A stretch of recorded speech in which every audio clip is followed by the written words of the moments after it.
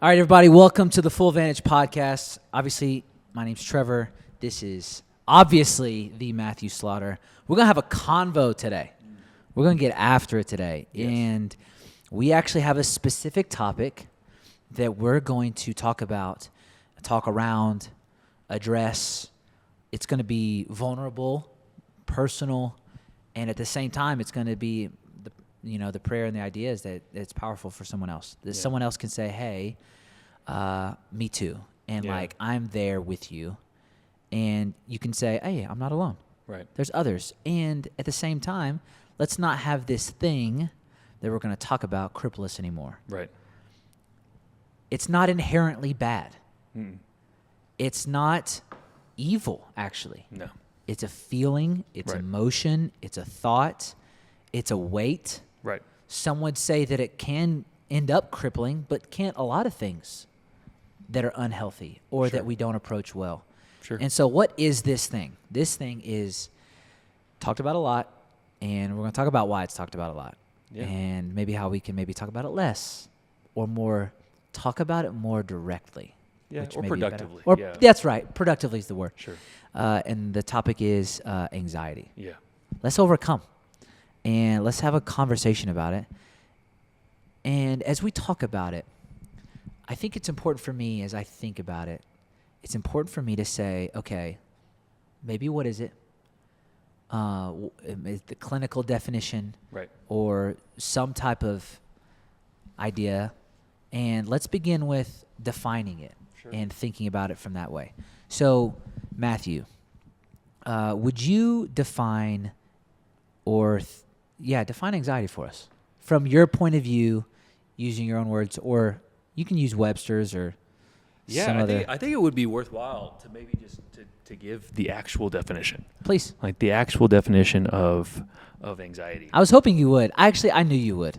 Yeah, and here's why, because it's important for me to know the limits of my expertise. I'm not a clinical psychologist. I am an expert on myself only, and so knowing my limits of like expertise is really important. But I am a pastor and get to work with a lot of people, and so anxiety is a relevant topic. So Do you care if I take a stab at it? Yeah, go ahead. I believe, as I think about it, it's an overwhelming feeling of worry or fear Sure. about the future. Yes. And it's overwhelming because it hasn't happened yet, but we go to maybe the worst state. Right. And in a lot of ways, it ends up being quite crippling for people. 100%. And it's both physical and mental. Yep. So Exactly. hit us with it. Feelings of fear, dread, and uneasiness that may occur as a reaction to stress. A person with anxiety may sweat, feel restless, tense, have a rapid heartbeat. Extreme anxiety that happens often over time may be a sign of an anxiety disorder, but typically has to do with the future. You're right. Not knowing about what's going to happen that hasn't happened yet. Yeah, and it's brought on by stress. Right. The stress to, the stress of the present stress or the foreseeable, like, hey, these things that I'm feeling and that I'm being stressed out about, the negative version of it is this. How have you come to understand anxiety for yourself? Oh yeah, great question. So, I mean, knowing what you're talking about is triggers, like understanding that we're all patterned people, patterned after God's design, patterned after habitual behaviors over time. And when we start to recognize patterns, that's when we start to grow. Like you cannot, and that's actually the root of intelligence too. Like when you take like an IQ test, what they're actually looking for is pattern recognition. That is the root of intelligence, is like having the ability to recognize patterns in any industry or vertical or even in yourself and go, oh, I noticed that. And that's something I can even preemptively work with or against. I notice a lot of triggers in myself, like sleep is one, not eating appropriately, being around very dense environments, or when I have to operate maybe outside of my giftings for a long period of time. and I go into the next day and I feel, man, like I feel my thought life is much worse.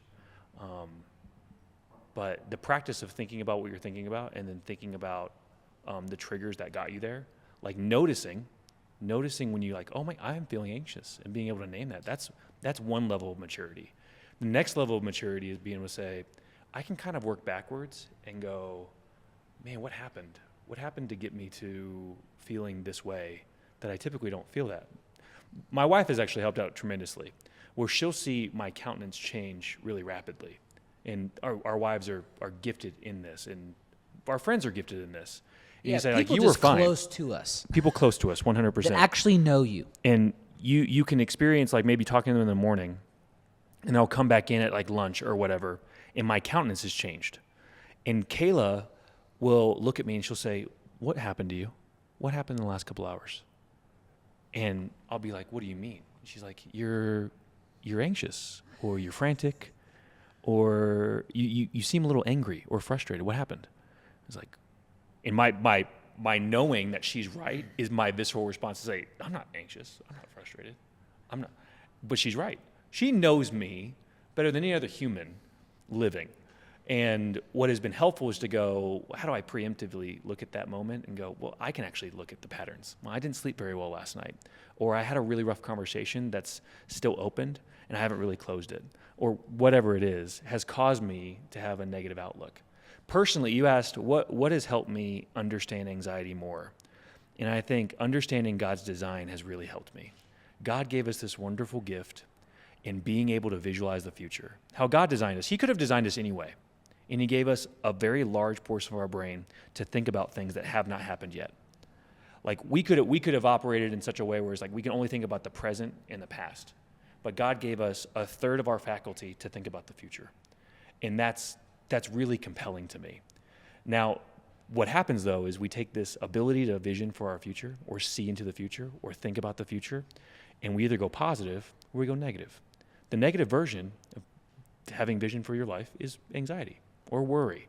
It's like I'm picturing, I'm manifesting in my mind a picture of the future based on everything I know and the patterns that I recognize, and I'm going to assume that it's bad. That's what anxiety is I have this faculty, agency to see into the future, and I go, I wonder how today's going to go. I think it's going to go bad. And I think like it's this. There's this wonderful quote by Soren Kierkegaard. He says, "Anxiety is the dizziness of freedom." You talk about freedom a whole lot. Like Christ has given us freedom in all realms of our life, and Paul writes his letters. Like James in his book, he talks about like, what are you going to do with your freedom? Because we should be so thankful that we serve a God that gave us the freedom to use these faculties and agency as we see fit.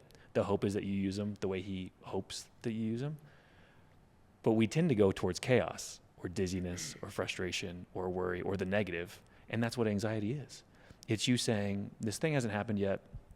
I think it's going to go bad. And there's not always mathematical evidence for that. You know what I mean? Like there's no reason to always default to the negative, but we do end up moving there. I know I do.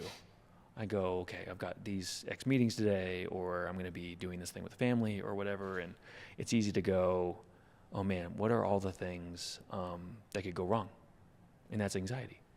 I think there's a ton of different directions that I want us to go, and we're going to cover a lot today with anxiety. I think it's appropriate for us to talk about because everyone's talking about it. Mm.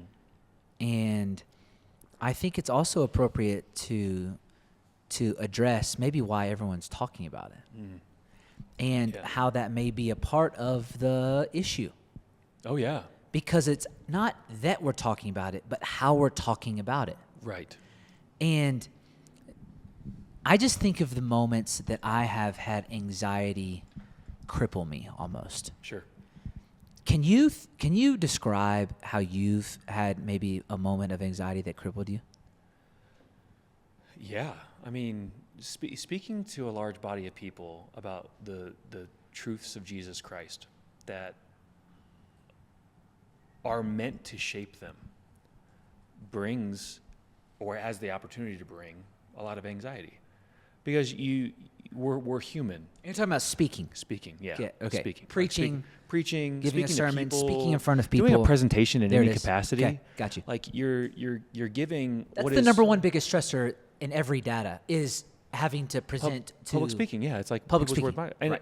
and the thing is too, is building up in your mind like all the things that you really want to stay and steward these words correctly, because we will be held accountable to the words that we speak, and so we simultaneously holding like, I want to steward these moments well, and I want to say it well, while also knowing that I'm a limited person and I'm not perfect and I'm not always going to say things perfectly well, can be stressful.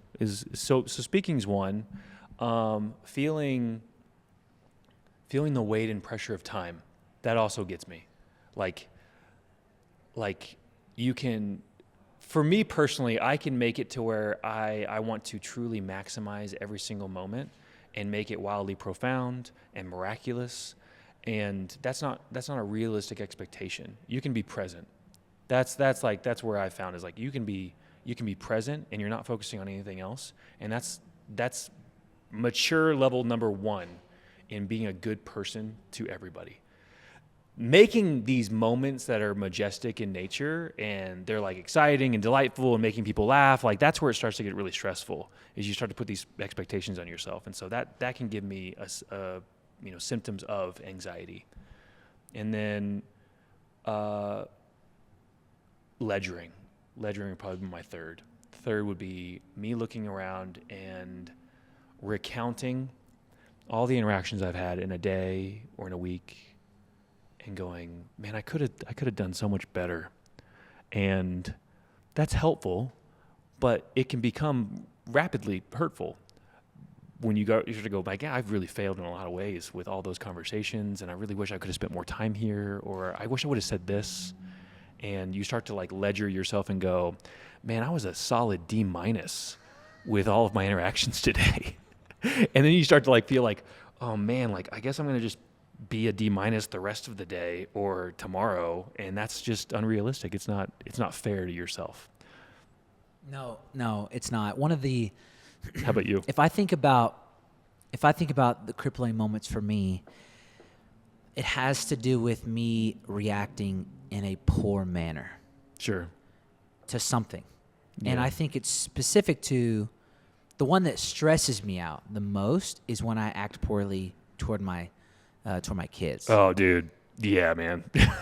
Or honestly, to another human. Because my kids, because they're my kids, and we react to them a lot more intensely even than we would react to any other humans. Oh yeah. But it's specifically I get really stressed out and anxious about and specifically this, is this how I'm always going to be? In my worst state, am I going to keep going this direction? Sure.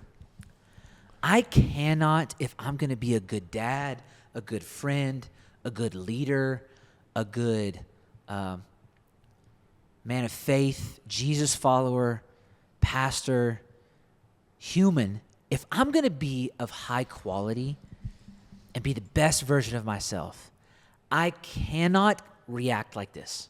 Sure. And it immediately makes me anxious and worried for my future. Yeah. Because sure.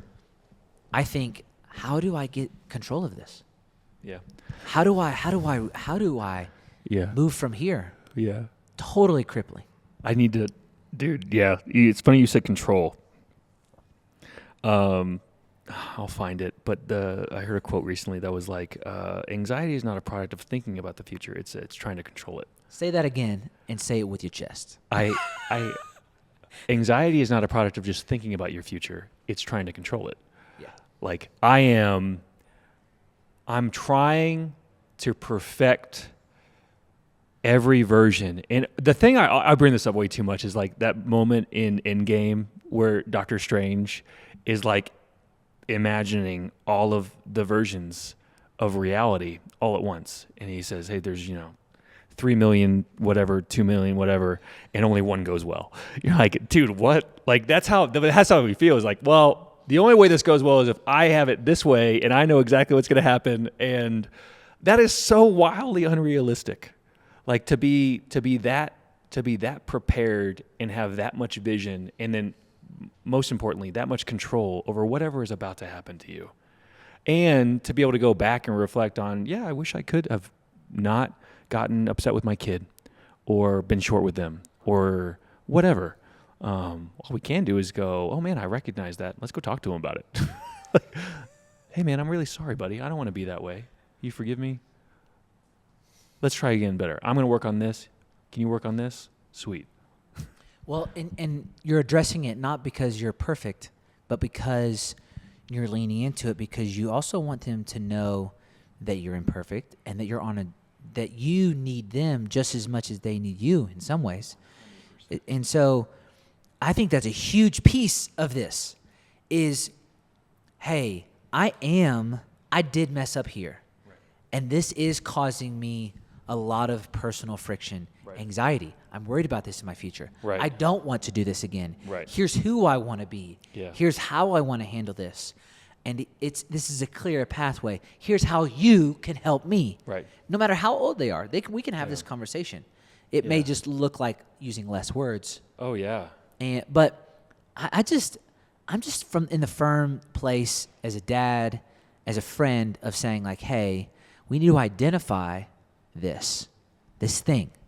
And then we need to say, how are we going to move forward even though we feel it and we're experiencing it? How can we move forward? Yeah. I think anxiety gets bad when we start saying, I can't move forward. And we start describing how we can't move forward. Sure. And so it's just reframing it slightly. It's not that we talk about it less, even though there's quite a few studies that may hint at even the quantity of talking about it. Oh, yeah. I know you maybe have some thoughts on that, so I'd love to hear your thoughts on this topic of are we talking about anxiety too much? Yeah. Are you a hypochondriac?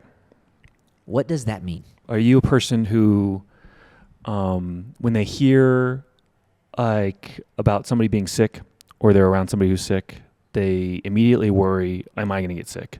Or are you a person who experiences symptoms and then you go and you Google those symptoms and start to self-diagnose? Yeah. Okay, not at all. Not at all. Okay. I'm the opposite of what that is. Okay. There's no way that I'm sick. So you're like Kayla. I cannot get sick. Right. Okay. So this is really good. I'm not. My natural propensity, my natural proclivity is to go, oh man, I have a slight sore throat. I definitely have strep. Yes. Right. I definitely have that. I know. There's no way. Even though there's no clinical evidence, there's no clinical. I've experienced no clinical training. Yeah. I have no doctor. Mm-hmm. I'm not equipped to do that. But what do?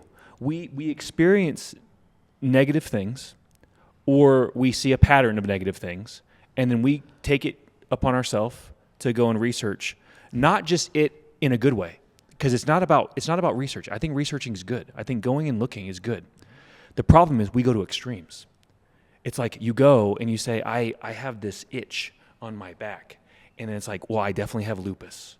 You're like, no, that's what? No, that's an extreme.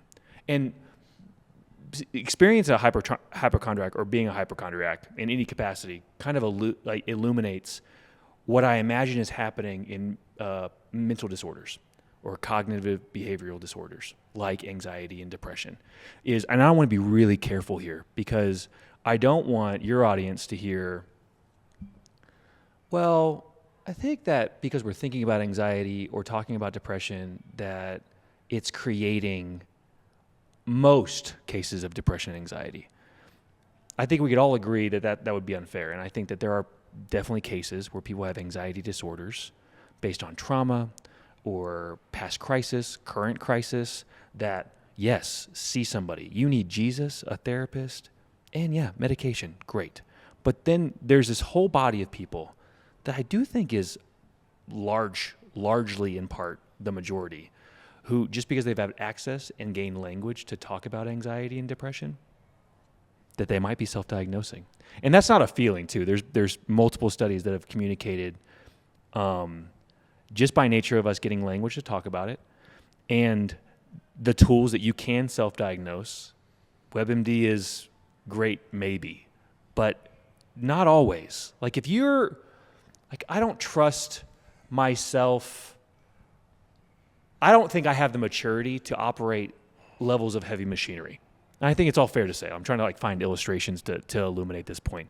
Like I think like I could go and use a tractor. It's probably not wise for me to use a tractor. You know what I mean? Right. Like, and that's taking maturity. They did a whole like study and they asked like 100 men, hey, if there was a plane that was like going down and the pilots were like, they had heart attacks or whatever, and you had to land the plane, do you think you could? And it was ridiculous how many men said, yes, I think I could land the plane. Like, I think like 90+% of them said, yeah, in a dire situation, having no pilot experience, I could go into the cockpit and I could save the souls on the plane. That's ridiculous. That's so immature to think that you would be able to do that. Like very few people would actually know the mechanics of needing to do that. Even like putting down landing gear or anything. Like just irresponsible. But we have tools of the same magnitude at our disposal. Like we have WebMD, we have ChatGPT, and too many AI agents to talk about that can give us, basically what we want to hear. They're bias machines. Like I have a cognitive bias, and I'm going to go and I'm going to look and I'm experiencing these things. And if the internet box tells me you may have anxiety disorder, well, now I'm starting to form a core belief around that. And what we've noticed is that there are situations where, in studies to show that not all of them are false positives, but there are definitely more, significantly more false positives and more self-diagnoses. Like instead of where it used to be, people would go in and they'd say, I need to talk to somebody and have help. And you go to a therapist and the therapist say, you're experiencing symptoms of anxiety. Let's work through and give you tools to work through that. Now people go and say, I have anxiety or I am an anxious person.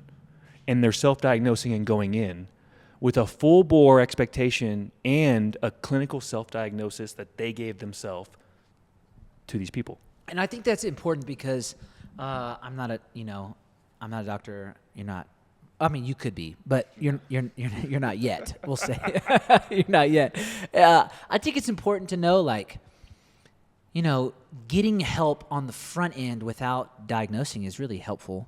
Sure. And what I've been reading is that if you can go and get CBT, which is cognitive behavioral therapy, right, it does reduce it up to 50% anxiety, sure, and that's a huge stat. And so getting help and it's on the front end of it is key. But what I think before you even get help on the front end is maybe even describing it a little bit better. Right. Meaning, if I can talk about my anxiety and I can say, hey, I think I may have it. Why? Mm-hmm. Where is it coming from? Right. Asking myself more direct, specific questions. How could I be having this? How could I take a step out of it? Meaning, for example, hey, I'm feeling anxious. I should stop. Well, hold on. Why are you feeling anxious? For me, what I found to help me is if I can ask myself 3 questions, honestly, ask myself 3 whys. Why are you feeling anxious today? Why do you feel anxious today? Yeah. And why do you feel anxious today? Why do you feel anxious because of that? Why do you feel anxious because of that? And it's like, oh, then I'm getting at the core of something, and then I can actually address that thing. Right. Sometimes it's the outer layer of like, hold on, why do I? There's this conversation that's making me anxious right now. Sure. And I know I need to have the conversation, and I want to have the conversation. I haven't had the opportunity yet to have the conversation. It's right, coming in my future. And so as I've been thinking about this conversation, I've had to say, okay, now why does this conversation make me anxious? Well, because it's it's a constructive conversation, meaning I'm going to have to talk about some negative things. Right. It's not just going to be flowers and fun. It's going to be difficult and personal and reflective and negative and directive. And so, okay, well, why do I feel anxious about that? Well, because it's not a fun conversation to have. And also, here's another reason, I don't have all the answers. Right. So I'm anxious because I don't have all the answers. Right. To this negative thing that I've got to talk about, Right. and I actually care about the person. Right. So if I ask another why, well, why? It's because I don't know what's going to happen from the conversation. Boom. I asked it 3 times. I got to the core. I care about this person. Yeah. I don't know how it's going to work out, but I know I need to because it reveals that I actually care. And for us to move forward, we have to have it. Yeah. Whoa, I can breathe in that. Yeah. I can breathe in that. And that gives me a breath of fresh air because now I can say it, have a conversation with a friend, reveal it, and I can be comfortable with this one thing. I am not in control. Oh, yeah. Yeah. I'm not actually in control. So I think a lot of people's anxiety, a lot of my friends, a lot of people around me, myself included, a lot of it, not all of it, a lot of it. And I'm not talking about clinical. I think we need to make sure we over iterize and are specific of like, hey, we're talking about somebody before, they have a doctor maybe, or somebody that has anxiety or that is not, it's not always crippling, but sometimes, or they don't really have space to talk about it. And we're talking about maybe the majority or at least 50% or 60% of the crowd, because I know you're a big percentage guy, so you need that percentage. Yeah. But that's important. But even the language that like I'm working on this personally, but Please. I'm starting to hear it more and more. Is I'll hear people say, "I have anxiety," like you just said it. Yeah. I'm an anxious person. I experience anxiety every day. They'll say what are persistent and identity driven statements. Yeah, I was about to say the issue with that statement is I am. Versus identity specific. I'm a person today or right now, I'm experiencing anxiety, or I'm experiencing. I love that so much. Keep going. The way, and I don't want to get super into curses. I believe curses are real, and I believe that our words are life and death are in the power of the tongue. Period. Full stop. God said it, so it's true. When you say things about yourself and you speak it, you are giving an opportunity for there to be a contract of sorts, an agreement. Like you're making an agreement with something external. And when you say I am, like I think about, we could talk about that phrase, I am. Ooh, come on. Like for days. We could just talk about why God said that and why we say that, because we yearn to know that. We yearn to complete that sentence. And I think it helps us give confidence in situations, but it's not helpful in regards to these things. These things are temporary, external, they're supplementary. Ooh. They are not like you wouldn't lead. Like you wouldn't put it in your eulogy or your obituary and say, well, Trevor was a anxious person. No. So we should never say I am that thing ever. Yeah. We should say, like, even with our kids, this is really helpful. Rather than saying, man, you're always like this, or whatever you're saying. It seems like you're experiencing a little frustration. Are you frustrated right now? Versus using the always statements, using the perpetual, never-ending conditional statements. That's not helpful. It's wildly more harmful. Like, for instance, we talked about like recently we talked about like putting on and renewing our mind. Like I hear God talk about renewing our mind, and what He's giving us is like we're almost giving like this alternative character. Like again, really want to be careful here. Like we're not like multiple personality disorder. Like we're like building up this new personality, but in a lot of ways we are. In a lot of ways we're saying, okay, because I am under Christ, I am made new. I am this new person. And then we start to think about who that new person is. You go, okay, how do I make the I am statements oriented towards this? And then the experiences I have and the feelings that come and go, like waves or like just a brief visitor, you can go, oh, I'm being visited by this anxious thought. Ooh. Okay, so It's not who I am. no, and I think it's important. We're talking about anxiety in light of being men of faith right now. And we do want to say that clinical mental support is helpful. Right. And it's important to have. It's important to have someone help us identify that we carry this. Right. But if you can move away from I am anxiety Right. in that type of identifying statement to say, maybe saying, I am having and I am carrying anxiety. Right. I'm being visited by this feeling. Yes, now we can begin to take steps forward. Yes. And what I absolutely love is for us to have this conversation together, because in a lot of ways, we're modeling it for how we need to live on a daily basis right now. Right. Topics of anxiety, topics of being overwhelmed, topics of carrying this type of weight need to be talked about in the context of genuine and real loving relationships. Yeah. An actual friend. Yeah. An actual friend. Yeah. And with someone that actually cares for you. Right. And so from there, we can actually have a conversation where we can begin to take steps forward in the thing that we're anxious in. I remember a conversation right now that you and I had. Yeah. And you were a little anxious. Oh, yeah. And we've had a lot of these Checks out. That's on conversations. brand. I'm kidding. We've had a lot of these conversations. And I'm remembering this moment where you called me or I called you. I probably called you. You probably was, called me. I'm kidding. We were on the phone and we were talking about just a few things, and you're like, you were carrying a lot of anxiety about the next few days that you were about to have. Sure. And we ended up getting to a point of, Yeah. you were excited about it, but you were also anxious, and you're Yeah. like, I don't know how this is going to happen. I Yeah. don't know what's going to go. And what's cool is I got an opportunity to actually be your friend and say something to encourage you in it.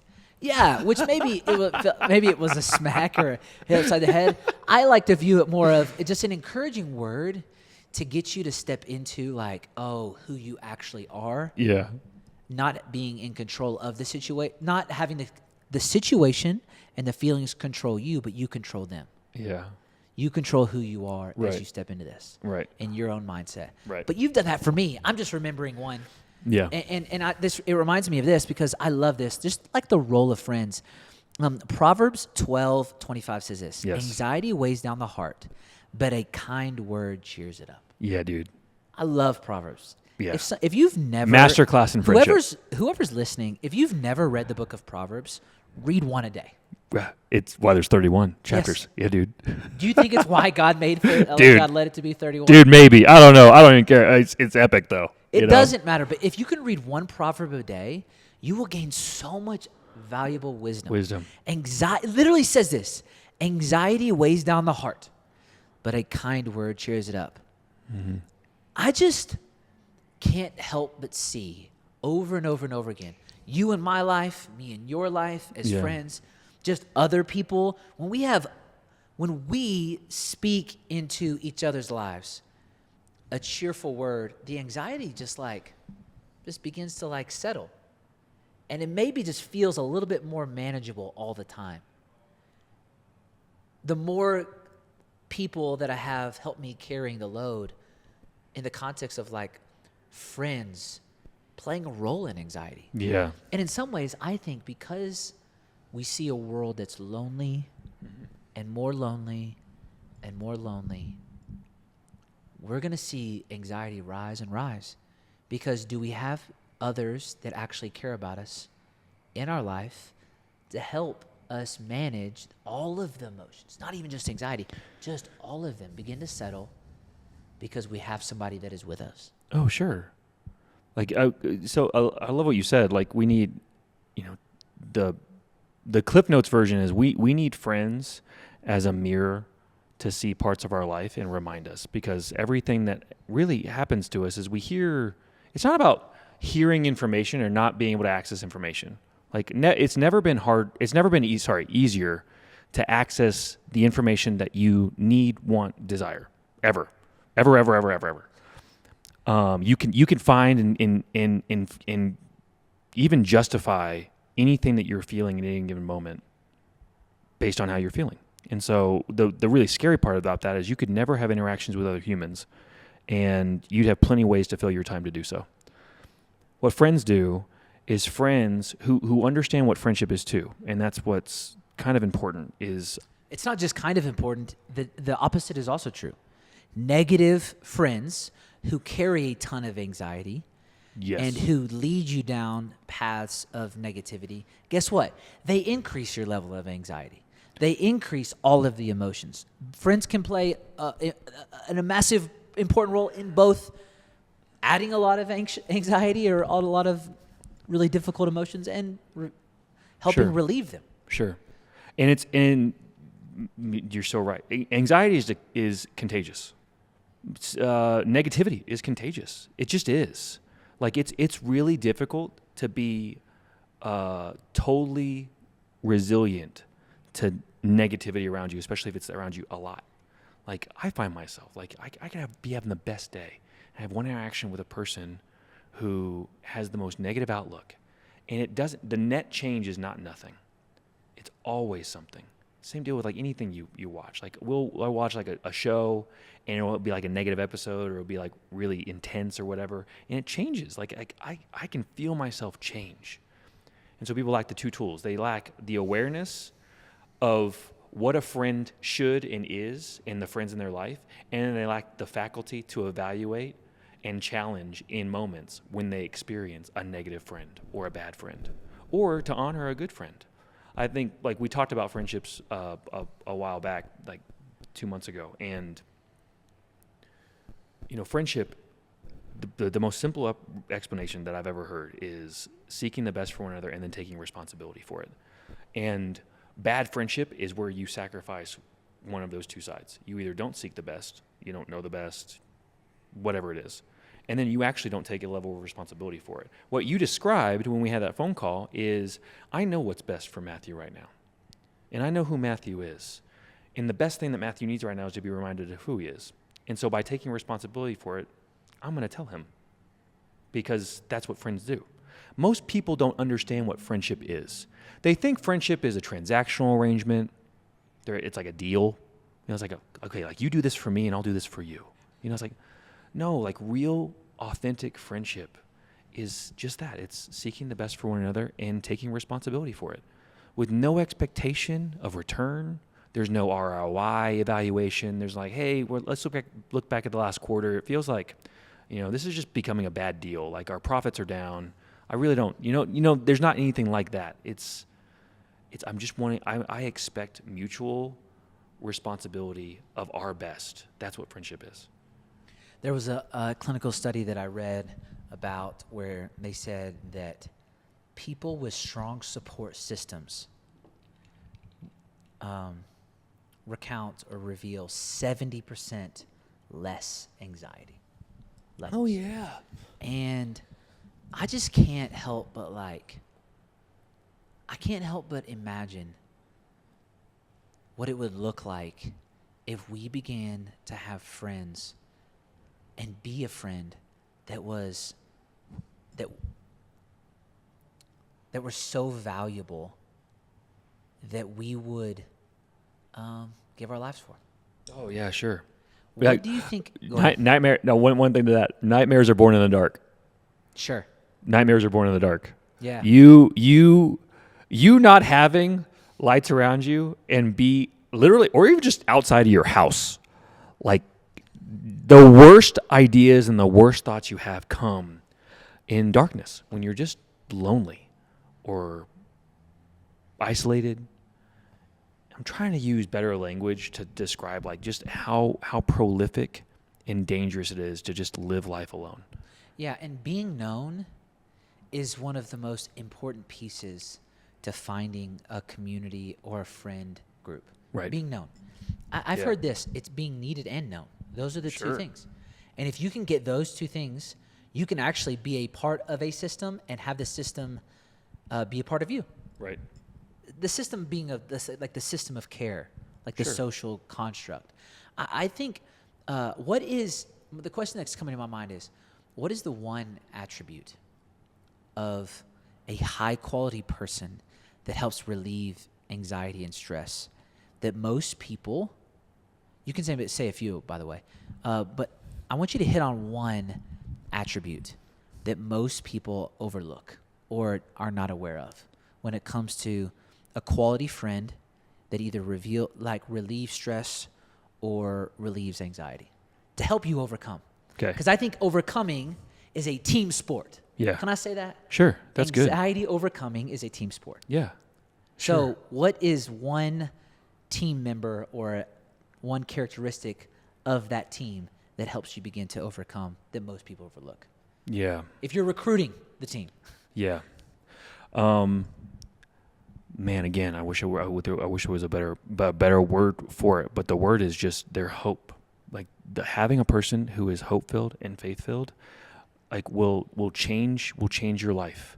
Like we live in a world where people crave simultaneously a continuous and comprehensive understanding of their identity, and they want constants. They want. Most people don't like change, right? Like most people want things to be in a way that they can evaluate and define and say, okay, cool. That's good. And that's a level of control. That's a desire for control. The best people in my life assume that there is always better and there's more and it's going to get good. And they're like, you can say positive and all that, but what they're actually saying is like, I'm really excited for what's going to happen next. And I don't expect you to stay in the same place. That's why I love being around Christians, man. It's a core pillar of our faith. Like the working assumption, the foundational assumption to our faith is that we are lacking. We are broken. We are in desperate need of help and growth. And in this wonderful person, Jesus, we get this opportunity to commit to better. Like I'm not going to stay where I was. I'm really glad I'm not the person I was 10 years ago. I'm a radically different person. And so if that's true, if I'm different than the last 10 years, I'm going to be way different in 10 years. I can't wait to see that. We talk about this a lot, like even in marriage. Like I had a mentor tell me once, you're going to marry 7 to 10 people in your lifetime. You get to choose if they're the same person or different people. And I was like, what? He goes, you cannot expect your spouse to be the exact same forever. And you don't want that anyways. The person that Kayla is now is, I could never believe it, that I would be wildly more attracted to somebody like I was when we first met when we were 20. Like I am more infatuated and blown away by who she is now. And if I said, I want you to be exactly how you were in college, dude, what a bogus way to live life and what a bummer. And so the answer is I want to be around people, and the people that have helped eradicate and made me allergic to anxiety are the people who tell me that there's more available, that there's hope, that there's faith for whatever is happening. And they remind me that like there's no reason to take the same energy that we're using towards the negative, the worry version. We can use that same energy and go, what if it went better than ever? What you did this. You did this. I was having a conversation with you. I was like, I said the phrase, I'm trying not to get my hopes up. And you cut me off and you said, dude, get your hopes up. Bro, get your hopes up. I was like, yeah, man, I am going to get my hopes up. That's all it took in a moment. I was like, I don't know, I'm tired. Now, in that moment, I was thinking about the 11 versions of the story that's going to go poorly, and it's probably not going to be the 12th best version, and there's no reason why not to. I think, the last thing I'll say about that is worry is glorified. we live in a society that glorifies worry. Like, I'm in situations where people think, for me to show that I care, I have to show that I worry. Yeah. And that is not how that works. It does not make me look more mature or responsible or proficient in my job or my role if I look worried. And we glorify it, and people go like, or busyness is the same thing. Like, we glorify busyness. We're like, oh man, like that person's busy. And he must live an important life, or he looks really concerned or worried. He must live an important existence. No, those are not correlated or causative. They just are. You can choose to be worried, and you can dedicate energy and faculty to being worried, or you can dedicate the same energy to being hopeful. It doesn't change. How do you take steps toward hope? I'm thinking about the different things that I've worried about, and specifically one of them even being finances over the years, because I think finances is a metric thing. You know, you can see a number and it impacts how you feel, whether it's a number in a bank account or whatever. And something that's important is you can actually take steps toward financial literacy, financial freedom. Right.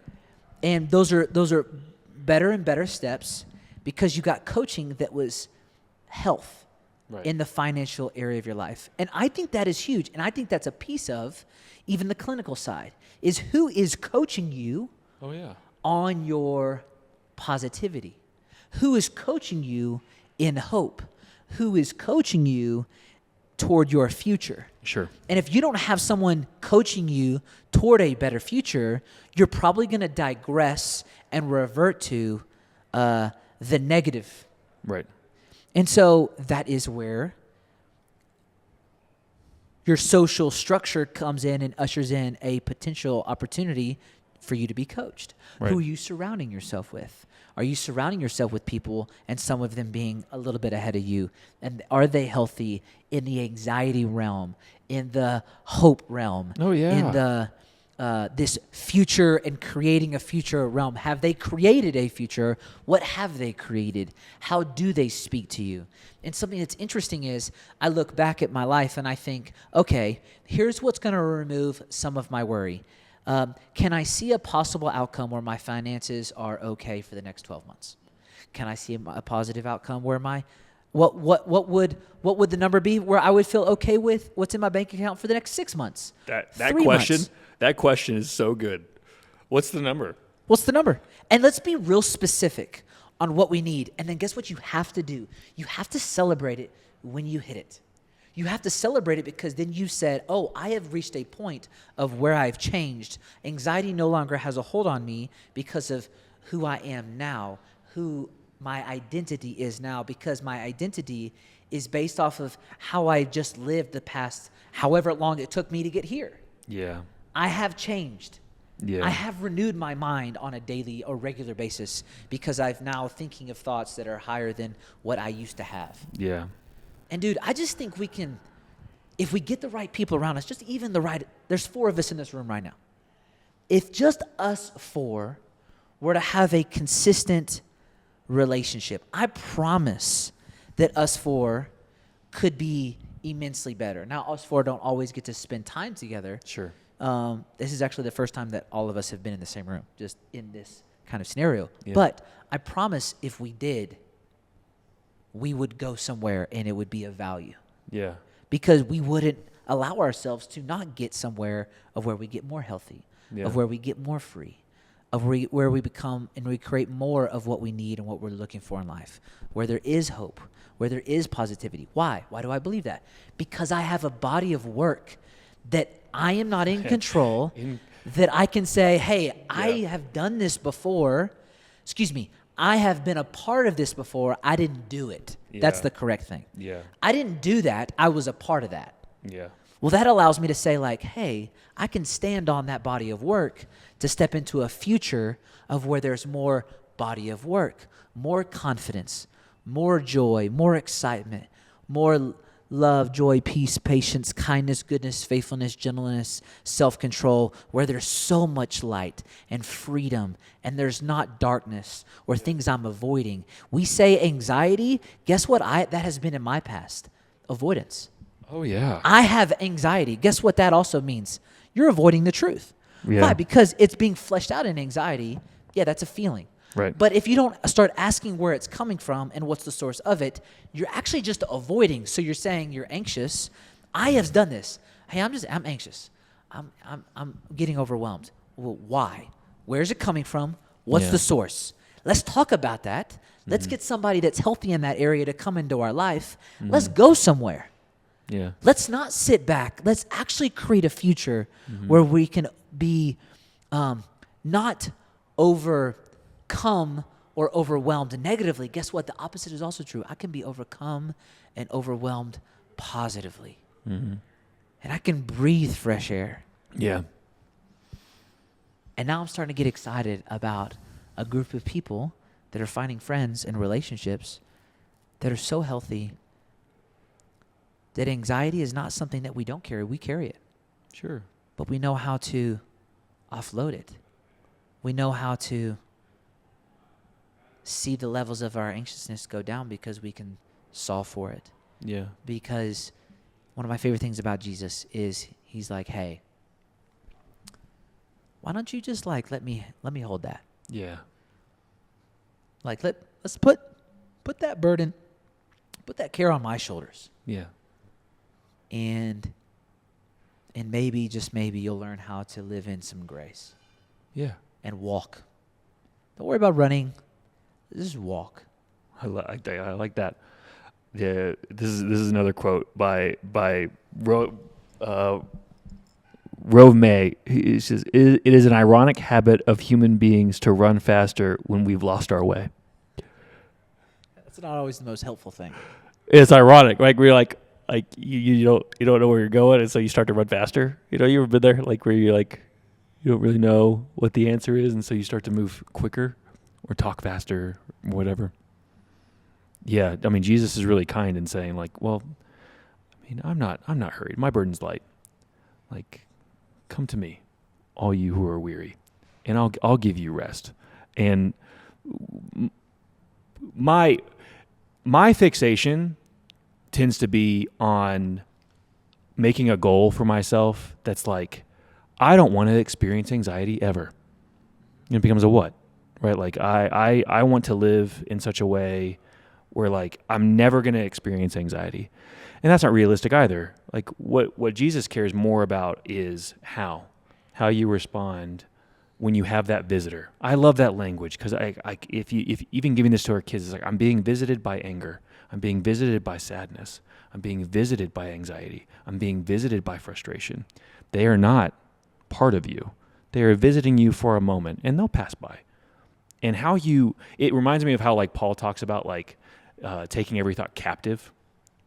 Like I used to gloss over that verse and be like, we must take every thought captive, and be like, cool, that sounds cool. Just like donkey kick my thought and just like whatever and be done with it. You're like, no, the captive language that he uses is so active, but it is clever. It's very clever in its practical expression in our day-to-day life. I have a thought. I'm going to say, oh, hey, thought, I'm going to put you in this cell because you don't seem helpful. And do I hang out around prisoners? No, like I'm just going to assume I'm going to put you here. I'm going to take you captive. I'm not going to put you on a stage or a pedestal. I'm going to put you in this really dark box, and I'm going to walk away until I can figure out what is the best course of action for you. And taking it captive is taking it and putting it under the obedience of Jesus. Like you are a visitor that is not in alignment or under the authority of Jesus, but I'm going to make you do that. And what you do is you take that and you bring it before the court. Yeah, and dude. You put it under trial. Sure. And you bring others to shed light on it so that you can see if it's what is worth. this guy? Who is this guy? Yeah, and you can Who see invited you? Yeah, and it's like, hey, why did you do this? Why are you here? What have you done? I like that too. I like even just taking it, that captive piece of like, hey, like, did you Who invited you? Yeah, and addressing it where it is. As you envision a future where people are finding freedom from anxiety and worry, even in yourself, how do you hope? How do you hope for others? And how do you even manage it yourself, this idea of anxiety, like in the future? Or even today, like what are you doing that's practical? Or how do you envision others living that's practical? Yeah, no, that's great. I think, there are countless promises in Scripture. And then there are promises that we make to ourselves, and then people who speak over are things that make us unique to ourselves. Like, I'm really thankful in my life having people, and right now at our church, we're going through a spiritual gifts series, and I think you guys are too. And it's been one of the most formative seasons of my life, which is also really cool because I thought I went through the most formative season of my life before, and now I'm going through what are like even more radically formative moments in my walk with Jesus. And having people who can look at you and say, man, you were so gifted in this, and you've been anointed for this, and I see this purpose over your life. And then to go, oh man, okay, I'm going to go and triple check that against Scripture. Oh, and then Jesus says that too. And so I have the evidence you're talking about. And so looking at the evidence and then looking back in testimony and saying, like, I already have evidence. Like, he already did these things that are miraculous. And we kind of forget really quickly about the evidence, like the mountain of evidence for good, not for evil, like the plans to prosper you. Or the language where he says, no eye has seen, no ear has heard the plans that the Lord has for those who love him. Like, okay, what? That's bananas. That's so epic that we get this promise of good and better, not always prosperity, but that in everything we can have all the fruits that you just named. We can have joy, we can have delight, and we can have hope. Being that and reminding that is probably the most tactical, practical way to live. Reminding people of Scripture, reminding of how they're uniquely made, helping them find their purpose, challenging them for more. I think where like we get to relationships where it's really hard to do that is where you just find people who are resistant to more. Like, we all have friends like that. We have friends who are, they are happy if they lived the same day that they just lived, or the day that they're living right now. If it looked exactly the same for the next couple thousand days, they'd be perfectly fine. And dude, that's dangerous. Like, that's a hard friend to have, is to not want people who want more for themselves and want more around you. And so I think having moments where you can remind people that there's more to be had and there's better to be had, and there's promises that aren't our promises, they're written in Scripture, so they're true, and reminding each other of those is wonderful. And it kind of eclipses all that anxiety does. Because again, like my fervent belief is God gave us a vision for our future. He designed us in this way, and we could vision our future towards him, or we can vision away from him. And every version of this story is negative. It's worry, it's anxiety, it's depression. And so orienting and finding ways and mechanisms, environments, people that can orient ourselves towards him is just the answer, man. It just is. Having people who can say, I have this mountain of evidence in my personal testimony, in my friend's testimony, and most importantly in Scripture. You want to go here? Because it's not going to be like this forever. And I love that question. Do you want to go here? Oh, yeah. Are you ready to grow? Dude. Because if we're not going somewhere, and if we're not aspiring and pursuing growth, it's going to be difficult for us to be healthy in any capacity. Bro. Because that's the natural state of everything around us in this world that we live. Because if we stop growth, then we're immediately pursuing things that are less than healthy. Yeah. Less than growing. Yeah. And what you called out is good. Can I share one of my favorite stories about Jesus? Okay. Jesus, pool of Bethesda. I think about this story probably more than most of the topics that he ever brought up. In Pool of Bethesda, there's a man who has been there for what scholars believe is like between 30 and 40 years. His entire life, he's been crippled and lame by this pool that bubbles up and is supposed to heal people. And he's been at this pool. He's been there for longer than I've been alive. He's been there. And Jesus, the Savior of the world, he comes and his introductory statement to this man, whom he knows is sick. It's not a statement. It's a question. Right. It's a question. He says, "Do you want to be healed?" And I can't. I'm trying to think of like a relevant day example. Like if we went to a children's hospital or we went to a hospital that had cancer patients who had been suffering with a crippling hospice. Or hospice or whatever. And like you go and you look at a person and you have the audacity to ask them, "Do you want to be healed?" Most people who would onlook that situation would go, "How dare you? Of course he does. Of course he wants to be healed." But no, if Jesus is asking a question, the presupposition is that answer is not yes. He's asking because he knows that's the first step. Here's the deal. Regardless of like what I can do you actually want to be healed? Or have you gained this loving attachment to this condition? Again, I want to be so careful about the people who actually struggle with anxiety disorders. And then the people who have said, "I just like this pet that I've had for a long time." It's just how I've viewed the world. And it's how I've always lived. Like asking the question, do you actually want to be healed? Or have you become complacent with this pet that you have and you actually don't want it to change? Do you actually want it to change? That was the first question he asked. That's nuts. And again, most people on looking at that situation would say, "Dude, how dare you? Of course he wants to be here. He's been for 35 years. No. If that was true, then Jesus wouldn't have asked it. Jesus doesn't mince words. He's intentional about every word that he asks. And he has a, "Do you want? Do you want to be healed?" And I think that's a profound presupposition or prerequisite to all the relationships that we have. Is challenging people and saying, like, do you actually want to live an existence where you can respond to anxiety in a more healthy way? And can we ask that question to our friends? Yeah. And to our two people around us? Hey, man, do you like complaining? Immediately. It feels like you like complaining, you know? Yeah. Well, like right when you were talking, I actually was thinking of one person I need to ask that question to. Yeah. I'm going to ask him today. I'm going to ask them today. Do you want to change? Do you want to be healed? Do you want hope? I'd love to help. Or do you like this? Yes. It's okay, man. And can we be that for others? Yeah, it's okay if you want to stay here. But like for instance, like complaining's been a recent thing in our household. Like again, I have toddlers. They complain a lot. Is like complaining does nothing.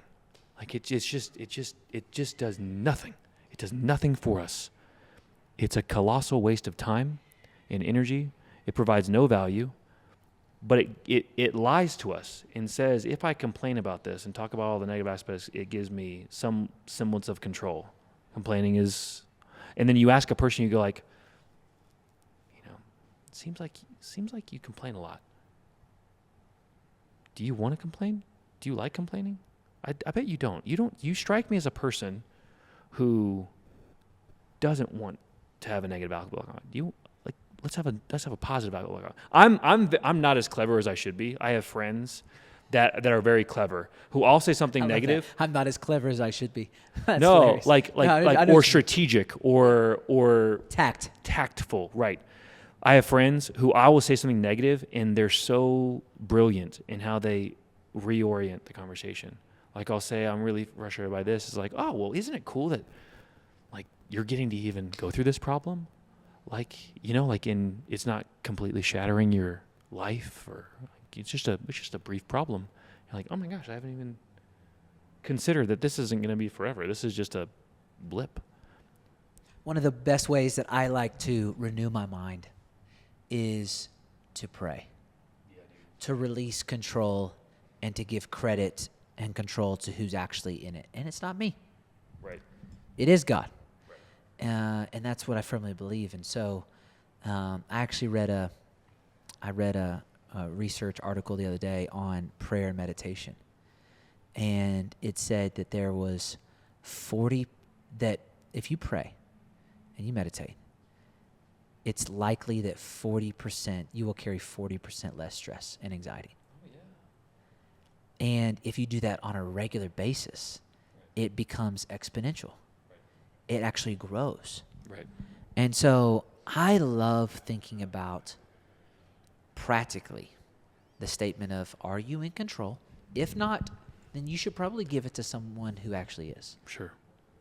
And man, the freedom that comes with not having to carry pressure that I can't carry Right. because I wasn't made to carry it. That's not on me. It's not on me to keep everything in the world perfect. It's not on me to keep everything in the world going.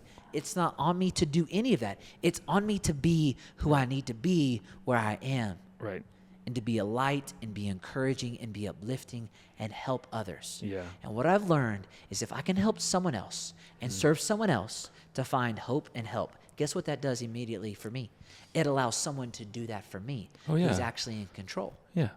And it allows me to be open to who actually can come in and meet me where I am and help me. Right.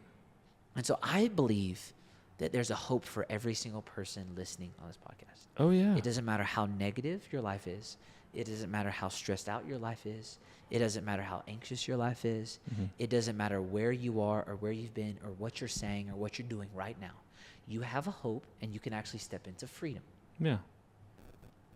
And that's the way we got to live, and we got to have people around us to speak that into our life, and we got to pursue truth in what could come Oh, yeah.